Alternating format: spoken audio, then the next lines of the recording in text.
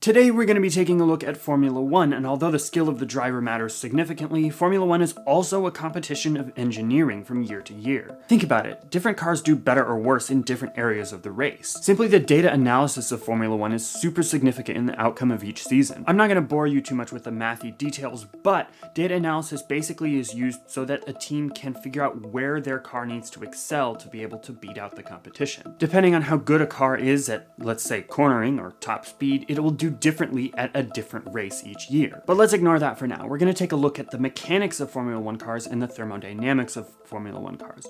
Basically, how Formula 1 cars move and how hot they get. I'm also going to discuss the safety of Formula 1 cars because they do undergo significant crashes and the drivers seem to walk away unharmed. So as for the mechanics of Formula 1 cars, I'm going to break it down into 3 sections. How they go, how they stop, and how they turn. Formula 1 cars, at least as of this year, are propelled by a V6 turbocharged engine at about 15,000 RPM. Compare that to the about 6,000 that is the maximum for a passenger car. What makes this engine so special is its efficiency. Instead of just 20% of the fuel's energy going towards moving the car forward, that number is increased to 50% in Formula 1 engines. That makes F1 cars, surprisingly, some of the most efficient cars on the planet. In 2016, the engine specifications changed, resulting in a 26% decrease in carbon emissions but a 20% increase in power. The engines are also hybrids, meaning that there's a battery in each car that can be used to give the car extra power. Furthermore, a turbocharger forces extra air into the engine, resulting in more power. The cars are hybrids, but instead of just one electric motor, they have 2.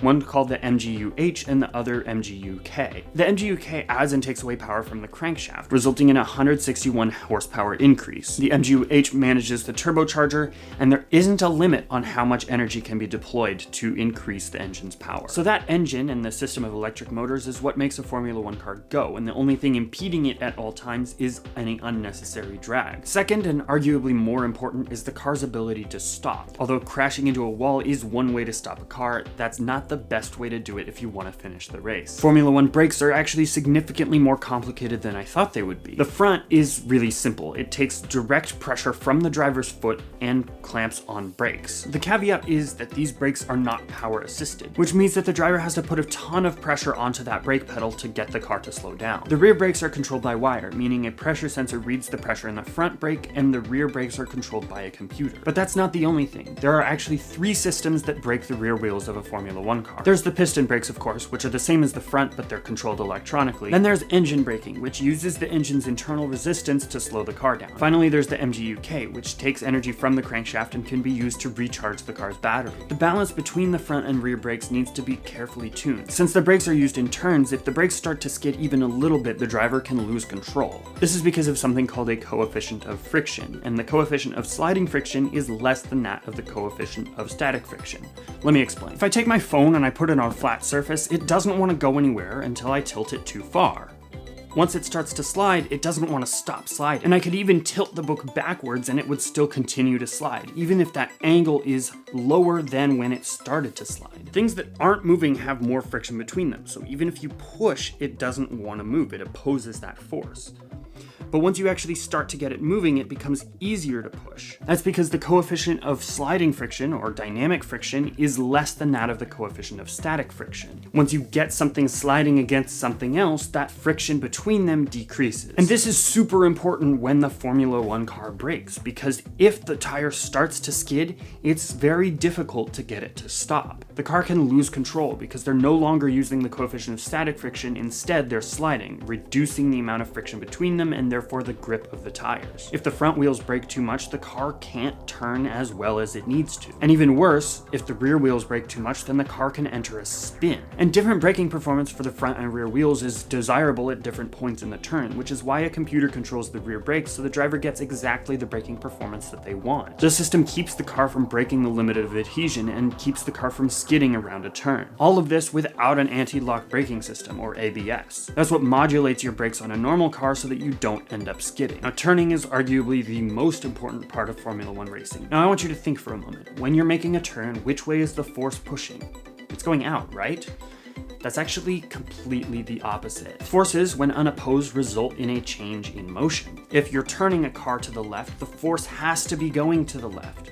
because if it were going to the right, you would be turning to the right. If you have something spinning in a circle, that force is always going towards the center. If it weren't going towards the center, you'd have something flying away from you very rapidly. So although the driver feels the force of the car pushing them inward, it feels like they're going outward. That's because the car wants to keep going in a straight line. Now let's talk about Formula 1 tires, which are what actually puts the force on the car to get it to be able to turn. There are 3 dry tire compounds: red soft, yellow medium, and white hard. Soft tires are the fastest around the track, but at the cost of wearing down faster. On the other hand, hard tires are the slowest, but they do wear the slowest as well, meaning you don't have to pit as much. The warmer the tires are, the more grip they have. We saw this when Max Verstappen passed Lando Norris after Norris came right out of the pit. They were on the same tire compound, but Verstappen's tires were just warm enough so that he couldn't overtake. Now, what actually allows these tires to have so much grip is also the downforce.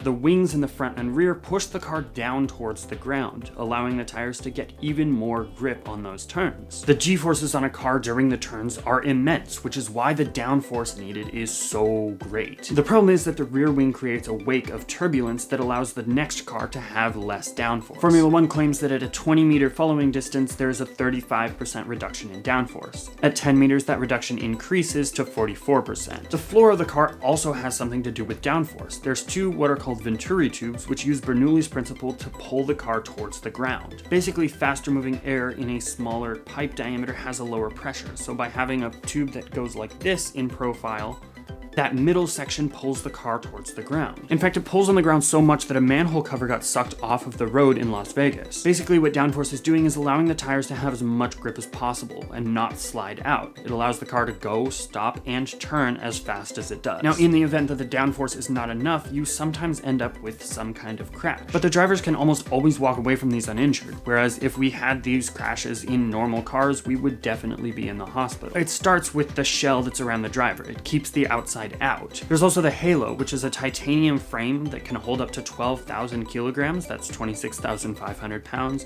that keeps big objects from hitting the driver. The helmet, headrest, head and neck support, they all keep the driver's head and neck from moving around in erratic ways that would cause serious injury. The seatbelt also keeps their body from doing the same thing. The goal of Formula 1 cars, aside from being as fast around the track as possible, is to keep the driver safe and able to walk away from any crash without any injuries. That means keeping force to a minimum and keeping force constant over their whole body instead of their head being yanked to one side. The seatbelt also keeps them safe by being easy to take off. The driver has to be able to get out of the car in 5 seconds in the event of a fire. They also wear fire-resistant clothing and biometric gloves so that their team can keep them safe with their biometrics so that they know when to pull the driver out. And the fire-resistant suit is exactly that. It keeps the driver from burning if the car is on fire. There's also the guardrails and runoff space around the track. Runoff space allows the cars to slow down safely, and guardrails keep the cars from crashing into big unmovable things by slowing them down beforehand. So there's a ton of measures in place to keep everything outside of the car, those extreme forces and temperatures, away from the driver. Now, that's not to say that there isn't extreme temperature within the cockpit. Formula 1 races are known to run at 60 degrees for the driver. That's Celsius. For all my Fahrenheit friends out there, that's 140 degrees. The engine also runs at 2600 degrees Celsius, which is really, really hot. That's why the cockpit does get so hot. Any water that the driver drinks is also similarly temperatured to the inside of the cockpit. They're essentially drinking warm water the whole race. The brakes of the car also need to run hot to keep their bite. That's essentially how effective they are when the driver first puts their foot on the pedal. So the brakes of the car need to stay above 200 degrees Celsius, and they can get up to 1,000. Those brakes get cooled aerodynamically on the straightaways, and they warm back up in the turns. If the brakes get too cool or too warm, it can lead to disastrous consequences, i.e. the brakes don't work anymore. All in all, Formula 1 is a really hot sport. Drivers are known to lose a few kilograms just in sweat over the course of a race. If you want me to cover another topic similar to this one or different, it's up to you. Let me know down in the comments and I'll see what I can do. Until next time, I hope you enjoyed the video, and as always, thanks for watching.